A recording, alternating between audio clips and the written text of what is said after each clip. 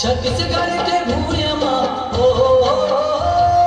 छत्तीसगढ़ के भूयमा भाग हमर जागे रे हो छत्तीसगढ़ लकई कटी धान के कटोरा छत्तीसगढ़ लकई भैया धान के कटोरा छत्तीसगढ़ के भूयमा ओ छत्तीसगढ़ के भूयमा भाग हमर जागे रे